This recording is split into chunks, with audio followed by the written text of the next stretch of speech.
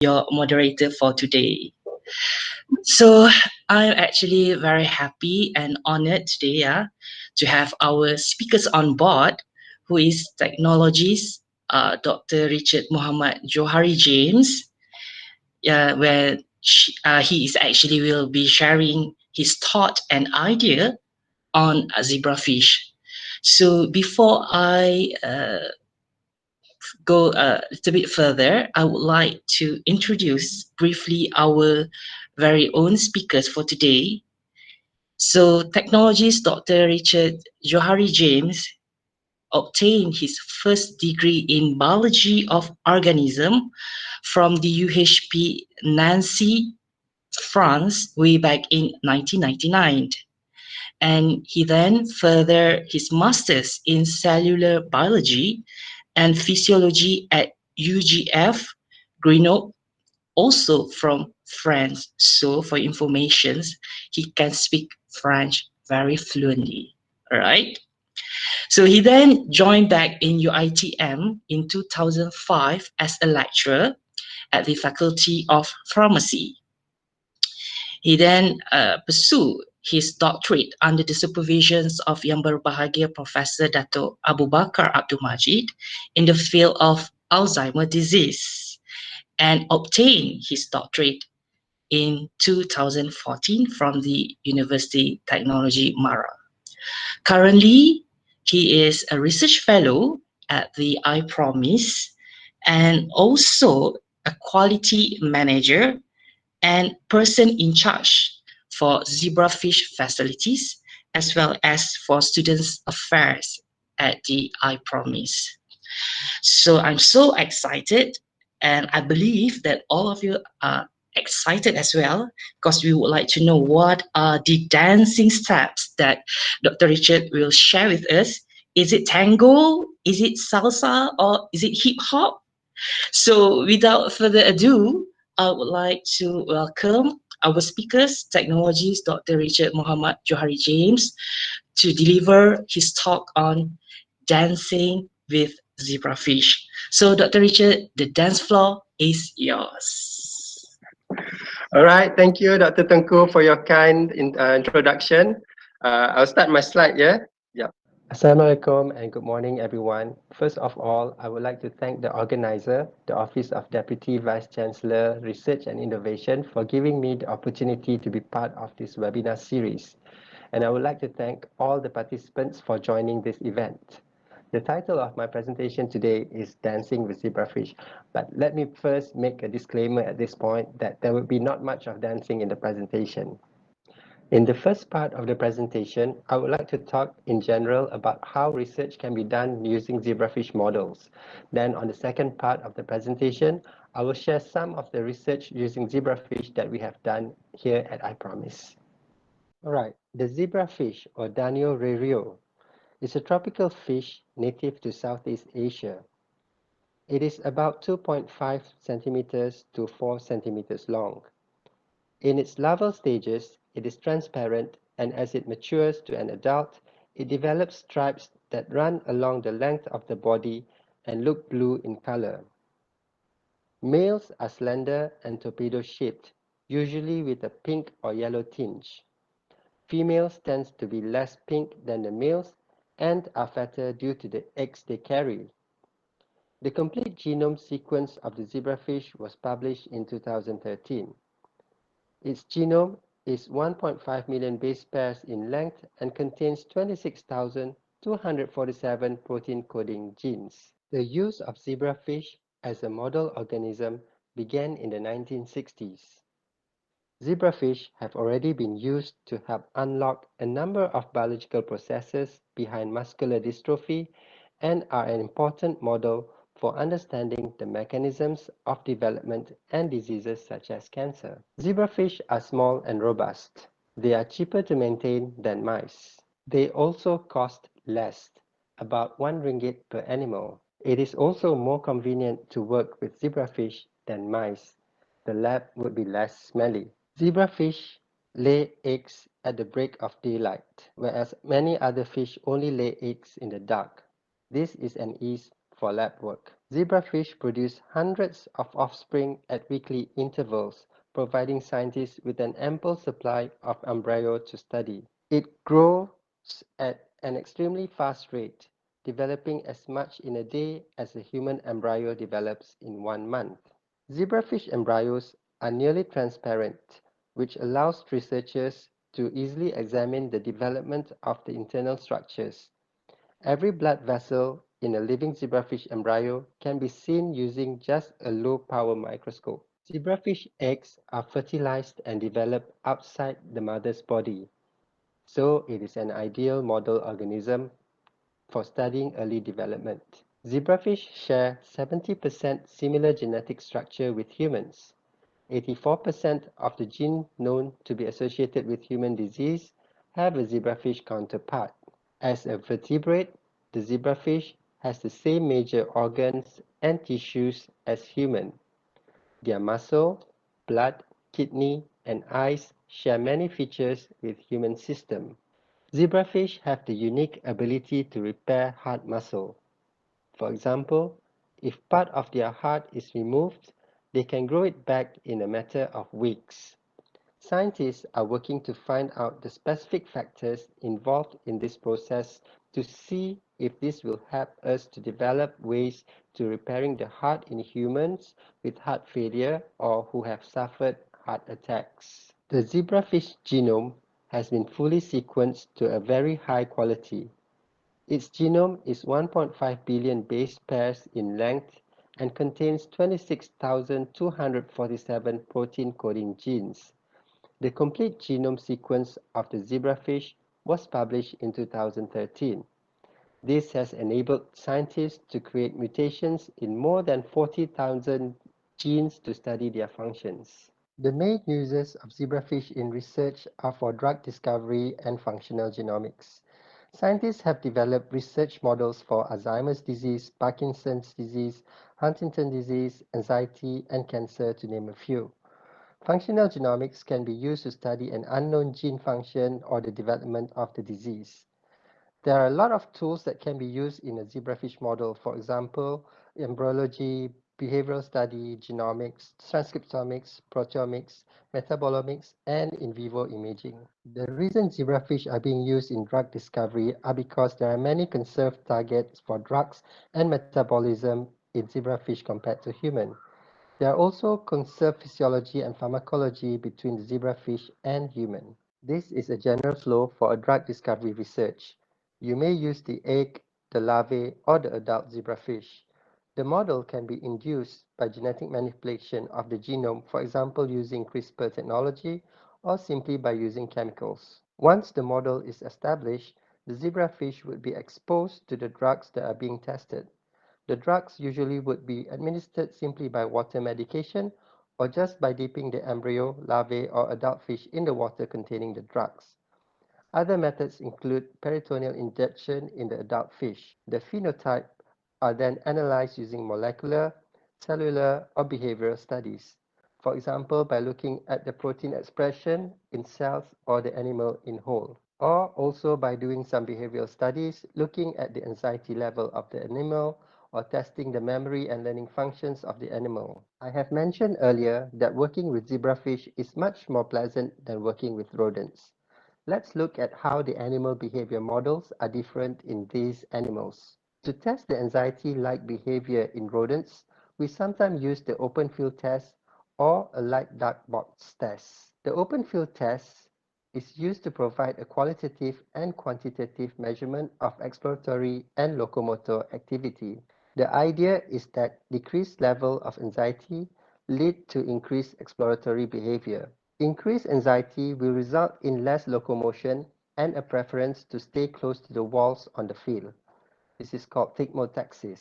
And then you can see at the top here is the equivalent of open field test in zebrafish, consisting of a tank and a camera set up at the top, allowing movement to be analyzed in the recordings. The light dark box test is traditionally used to quantify rodents' anxiety-like behavior. It has recently been applied to the adult zebrafish.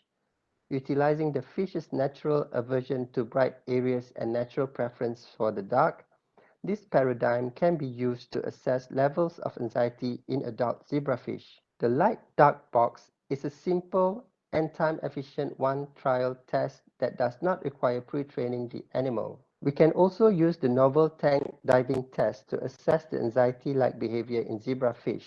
The fish is put in a tank and its movements are observed.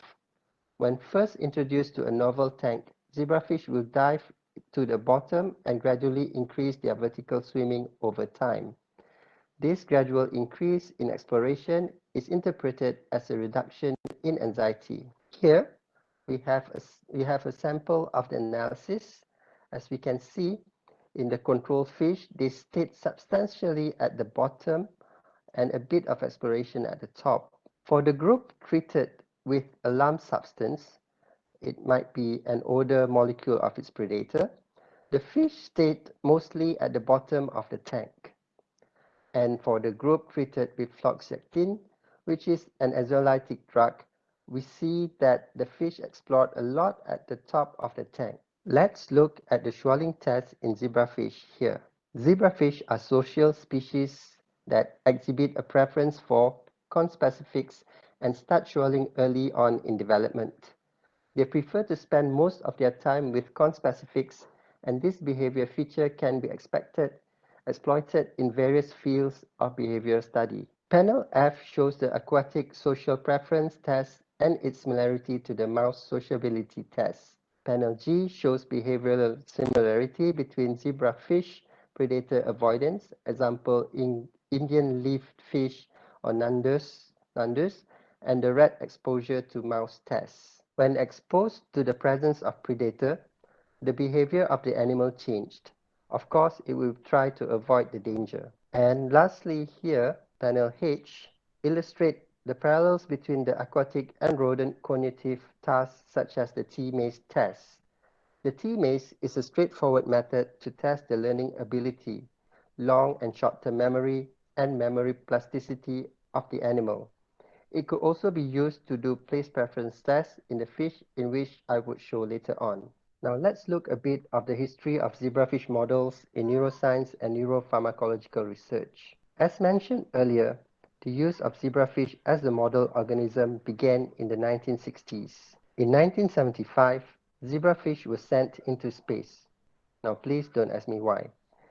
The first stable lines of transgenic zebrafish appeared in the literature in 1988 by Stewart et al. However, the first relevant transgenic line was Tg insulin GFP by Huang et al. In 2001, which provides a convenient fluorescence marker of beta cells, and similar transgenes were subsequently established that label other endocrine cell types. Research using zebrafish models boomed from the late 1990s to early 2000s. Various research, for example, on cognitive aging, ethanol, sleep, nicotine, anxiety, and several diseases like ADHD, Alzheimer's disease, and Parkinson's disease were published then. The full genome sequencing of zebrafish was completed in 2013 by Sanger Institute. In terms of functional genomics using zebrafish, again, all three stages of the animal could be used: the embryo, the larvae, and the adult zebrafish. Genetic manipulation of the genome could be achieved by using chemical mutagens or by using a variety of technology that are currently available. For example, using a viral vector to introduce or alter a gene in the animal, or by using the transposons, CRISPR-Cas9 system, zinc finger nucleases, talents, TILing, or morpholinos. To produce knockout and knockdown zebrafish gene functions, chemicals can be used for random gene disruptions. A knockdown can also be produced by using morpholinos or RNA interference techniques. Here are some resources that are useful for zebrafish studies. The zebrafish genome is deposited and annotated in the NCBI database. You can also find the genomic data in the Zebrafish Information Network. The Zebrafish Information Network is the database of genetic and genomic data for the zebrafish as a model organism. ZFIN provides a variety array of expertly curated, organized, and cross-referenced zebrafish research data. There is also a research journal dedicated for zebrafish research, which is simply entitled Zebrafish. It is a Q1 journal with an impact factor of 1.74 in 2019. Okay, we have now reached the second part of the talk, which is research using zebrafish at iPromise. The proposal for the establishment of a zebrafish facility at iPromise was initiated in 2013. It was finally approved in 2016, and the lab renovation followed soon after. We have a Techniplast habitat system which could hold up to 53 liters tanks. The system is equipped with automated water cleaning system and monitoring sensors for optimal zebrafish husbandry conditions. In 2019, we have received a microinjector and stereo microscope from the university. As for research project, we started off in 2018 with a master's student working on the toxicity and behavioral changes induced by Lancium domesticum extract in zebrafish. In 2019, we have 3 master's students looking at the effect of Moringa oleifera leaves extract using zebrafish model. Each student is looking into different aspects of the study, which are behavioral, RNA expression, and metabolomic studies. We also supervise undergraduates from the Faculty of Pharmacy doing some toxicity studies using zebrafish.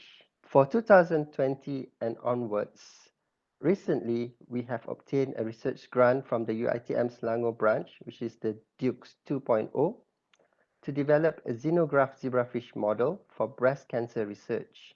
Moving on, we hope to venture into functional genomics. We have a database of more than 100,000 unknown genetic variants from the Orang Asli and Malay genome, which we would like to study. Of course, for this, we need more funding and students. All right, our first project with zebrafish was looking into the toxicity of Lancium domesticum extract and the effect of the extract on zebrafish behavior. Lancium domesticum is also known as dokong in Malay. This is a dokong tree and this is the dokong fruit. I'm sure all of us know how it looks like. We started to investigate this plant because of reports that some ketum leaf extract users in the northern part of Malaysia substituted ketum leaves with dokong leaves. This was because the ketum leaves had become harder and harder to get by the drinkers. They also claimed that these dokong leaves have the same effects as ketum leaf. So we wanted to investigate if the claims were true regarding these dokong leaf extracts. We used a tea maze in this study to investigate if the fish has a preference that is associated with the dokong extract. The tea maze here consists of a T-shaped tank with 2 arms, left and right here, which are colored differently. We used the color green and red in our experiment. As you can see from this picture, the fish is put into waiting at this area at the bottom of the tea maze, and the gate will be elevated during the experiment so that the fish can explore the arms. On the first day of the experiment, we selected fishes which had preference of staying longer in one of the colored arms of the maze. Those with no preference towards either arms were excluded from this test. The percentage of time spent in non-preferred arm is taken as initial preference of zebrafish. On the second day, the zebrafish was conditioned in the non-preferred arm with the dokong extract or the ethanol extract for the control for 20 minutes.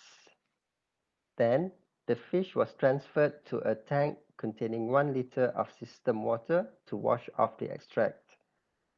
After 1 minute, the fish was conditioned in preferred arm with system water for 20 minutes before it was returned to its individual tank. On the third day, the final preference of zebrafish was determined. The results showed that dokong extract did not induce a place preference change in the animal. So this is before and after. There is no statistical difference in the preference of the zebrafish. It doesn't change. But if we look at the positive control with ethanol, however, It showed a significant change in the place preference of the animal, indicating an addiction-like behavior. We also did a novel tank diving test on the zebrafish. The treatment tank contained 1 liter of L. domesticum extract solution at the concentration of 20 milligrams per liter.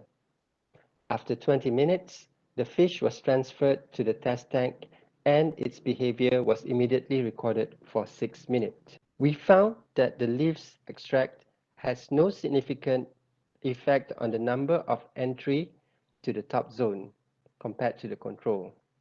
Same goes to the time spent in top to bottom ratio. There's no statistically significant difference between the control and the dokong. Latency to enter the top, and also the average speed.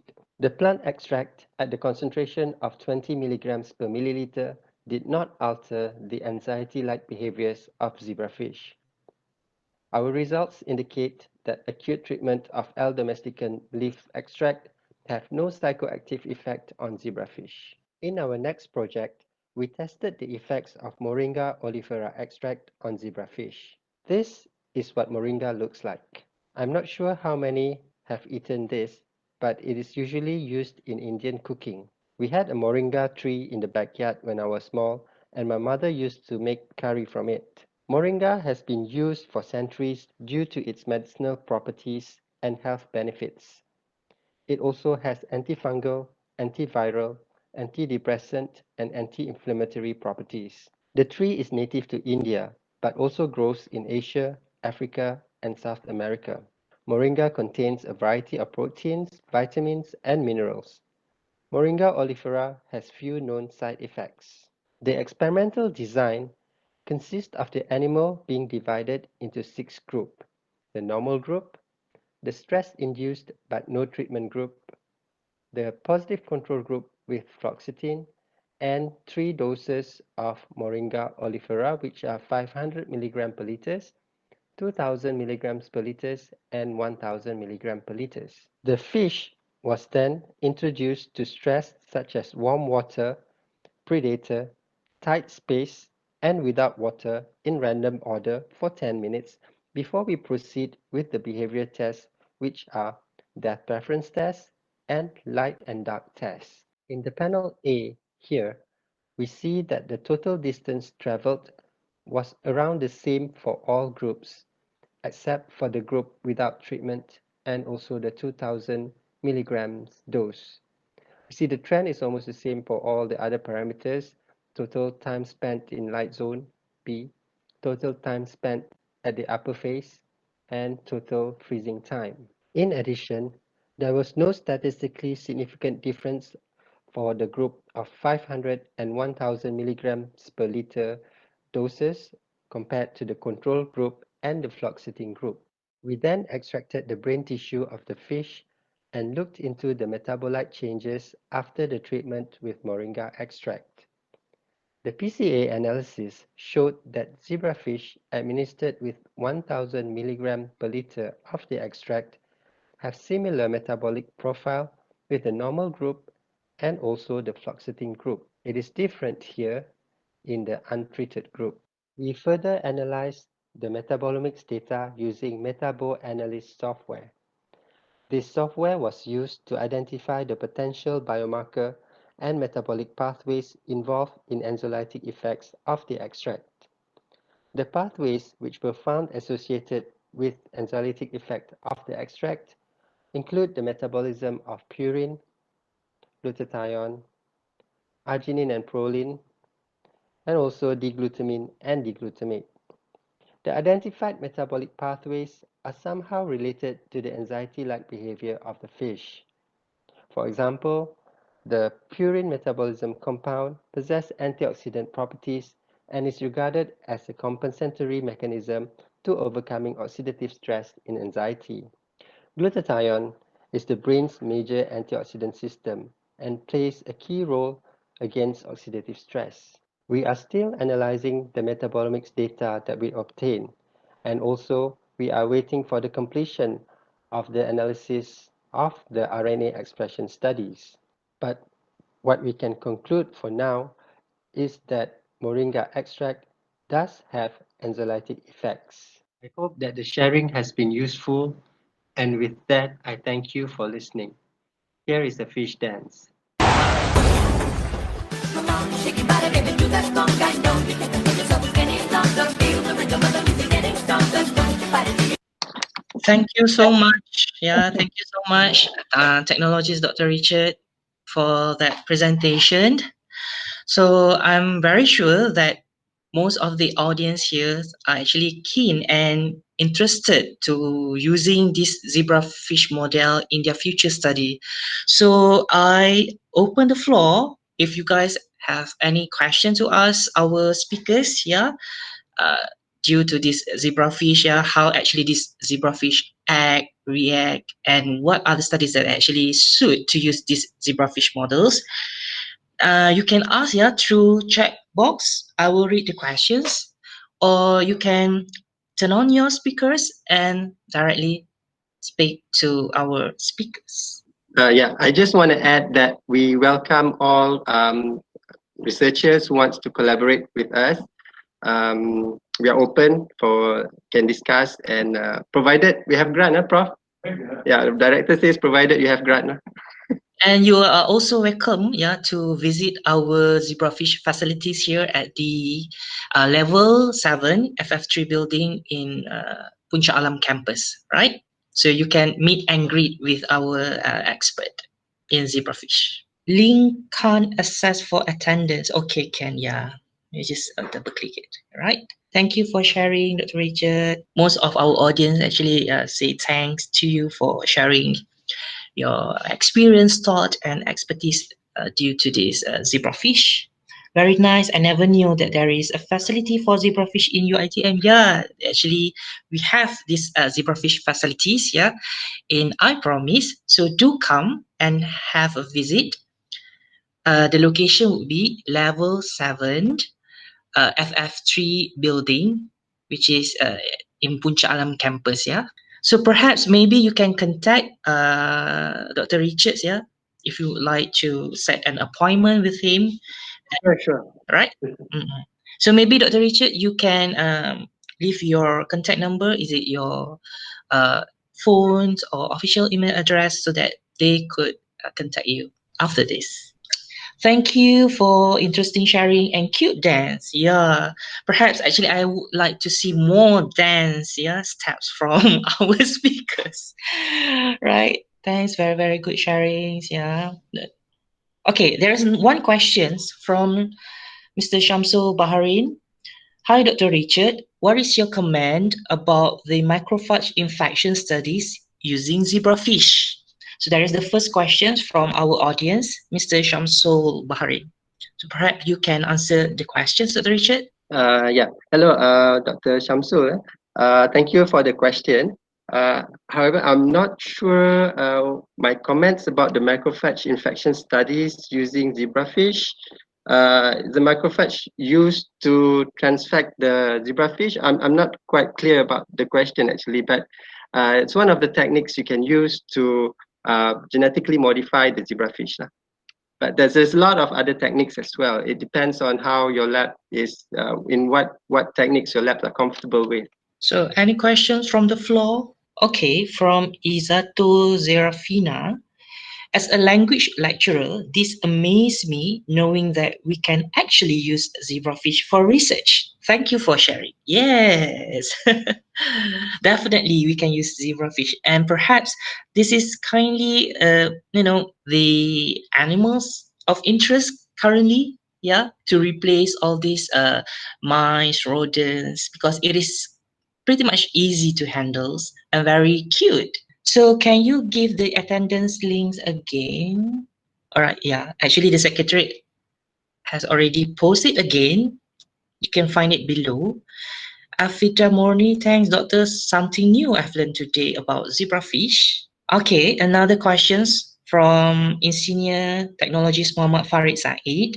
Hi, zebrafish poisonous? And how long does a zebrafish live? Thank you for the question. Zebrafish is not poisonous at all.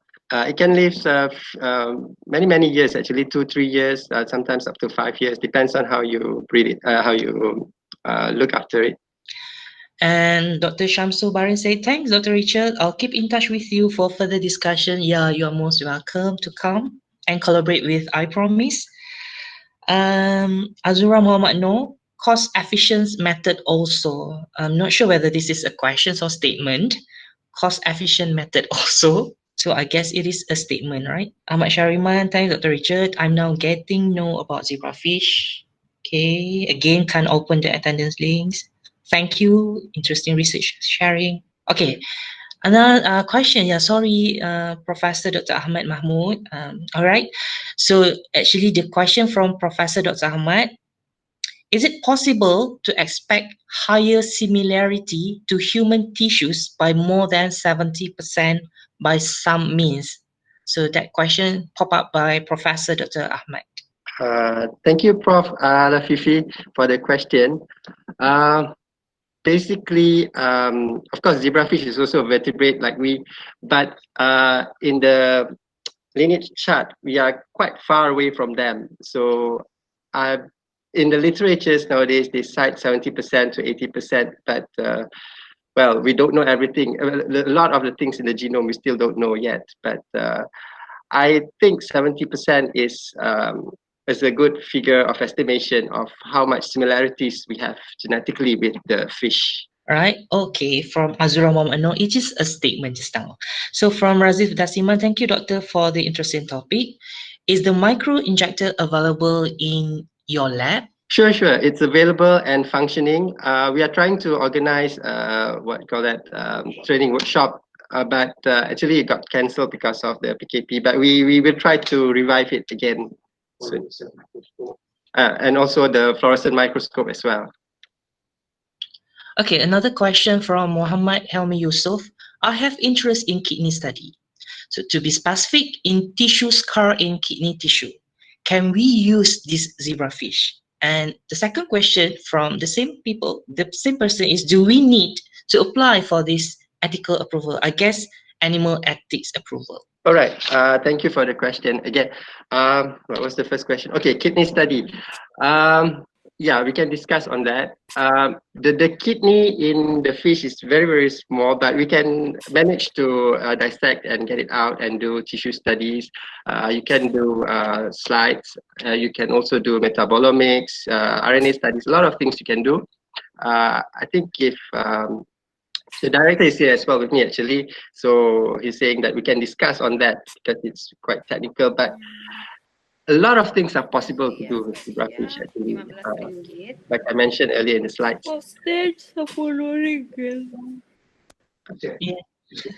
Yeah, and the ethics, as for the ethics, for our research, we apply for ethics actually. Although it's just small fish, it's like it can be laced actually, but we still apply for ethics because it's still living creature, and we have to take look of their what call it well-being, right? Normally there's no problem with zebrafish because it's just small fish. They know that the cost is not much, and they know that we eat fish anyway, right? Okay. So a new knowledge for me, very interesting, said Azura Muhammad Noor. And thank you for the organizers and all UiTM as well from Professor Dr. Ahmad. Another questions pop up by Nora Shikin Khalid. Good, zebrafish also can use as bioindicator. Oh, I think this is also a statement, yeah? Zebrafish also can use as sure. I did not touch that part because I touched mostly on the part that we do in this lab. Yeah, but sure. Okay. Hello, hi Richard. Yeah, yes. Hi Richard, Nurul here. Okay, you can continue to ask. Richard, I want to ask about when we treat the zebrafish, I always query on the concentration actually. How we assure the concentration that we give to the zebrafish is exactly what they receive? Okay, for that we need to do a dose study. First, before we start, normally we do a toxicity study based on the guideline by OECD. And then once we establish that, we will try to look at the, I think LD50 or something. We normally use the LD50 dose. And then if you want to know how much of the drug gets into the fish, well, you first you have to know the property of the drug that you are administering. For example, because if you are diluting your drug in the water and the drug is not soluble, then it's not going to happen, right? So another thing you can do is first you look at the property of the drug. The other thing you can do is you can do tissue study after that. You can extract, we have LCMS facility here. So in the pipeline, we could have also extract the tissue and redetect the compound in the animal. So yeah, that is another study, another step that you have to do before you really confirm the dose that you're giving is correct. Okay, thank you, Richard. No problem. All right, question from Junaida Matsani. She said that, sorry, I missed the point on moringa just now. Okay, so does the fish feed with moringa? The question. Okay, all right. The fish is very, very small. It's like the anchovies in Cambiles, right? So we did not actually feed the fish like as in force feed when we do with mice and all. We actually bathe the fish in the extract of moringa. Moringa is an aphrodisiac. I'm not quite sure about that, but it is a superfood. There's a lot of publication on moringa about its value, its nutritional value. So that is also one of the reason why we do this research on moringa. And actually, I love this statement. I wonder if zebrafish can be a potential Viagra. Wow. So I think more studies need to be done. Yeah. Who knows, in the future, this moringa can replace the Viagra. Okay, Razida Siman, thank you, Doctor. All right, Muhammad Helmi, thank you for your feedback. Really appreciate. Muhammad Ghazali. Okay, question from Muhammad Ghazali. Masuri, okay, Dr. Ghazali. Can we analyze behavior study? Genetic, perhaps? All right. What we do is normally we record the behavior of the animal, like I showed before. And then there are a lot of tools nowadays. There are a lot of softwares to help us analyze the data of the behavior. So when we record the movement of the animal, the movement will be traced by the software, and the software will allow us to analyze, calculate the ratio and what's not. We use Animaze, a software called Animaze, Anymeze. There's also Nolder's software. There's a lot of software. There's also free, those free softwares, but normally it's more, it's not really user friendly. The user friendly ones are normally the ones that you buy.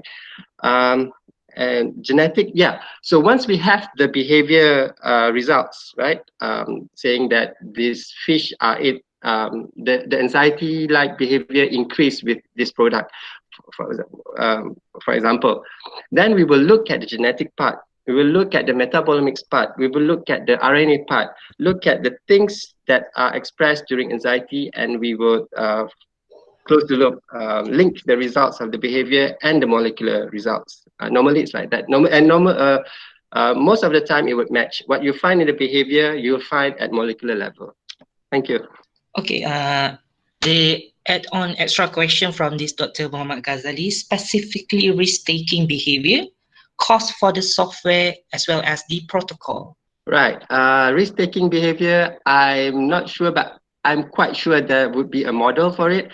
But if there's no model, because it's not something that is established, we can always come up with a model, study the behavior, and look at the nature of the fish, how they react, taking risk and what's not.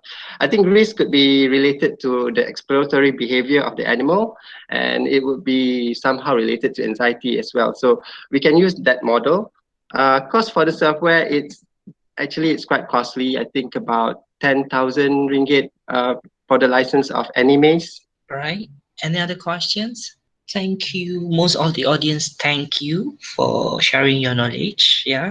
Okay, just a quick announcement. Yeah.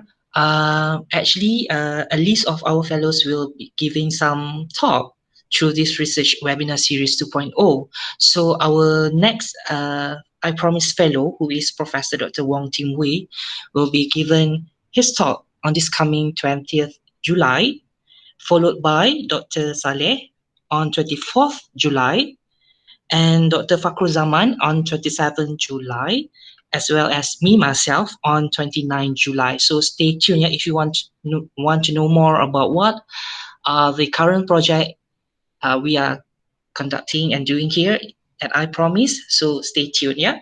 20th, 24th, 27th, as well as 29th of July. So thank you, Dr. Richard. Okay, yeah, don't forget to log in for this attendance, yeah. You're welcome, everyone. Okay. Okay, question from Shaira Ismail. Have we performed the transplantation for assaying tumor cell malignancy and migration capabilities?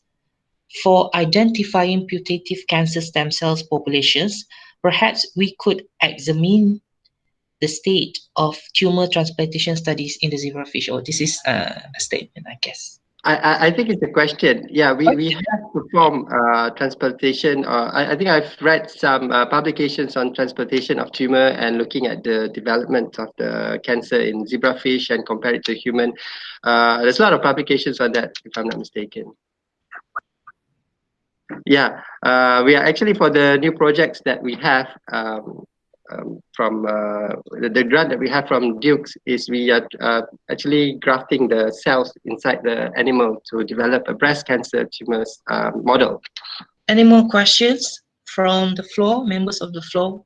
Thanks, great, thank you. All right. If there is no more questions, I think we can end up the sessions, yeah. So again, yeah, if you would like to know more about the zebrafish, yeah, about the facilities that we have here in I Promise, you're most welcome to contact our speakers, yeah. And again, thank you so much for your attendance, yeah, for the secretariat. And all right, I guess that's all from us. Thank you very much, Dr. Tengku, and thank you everyone for joining.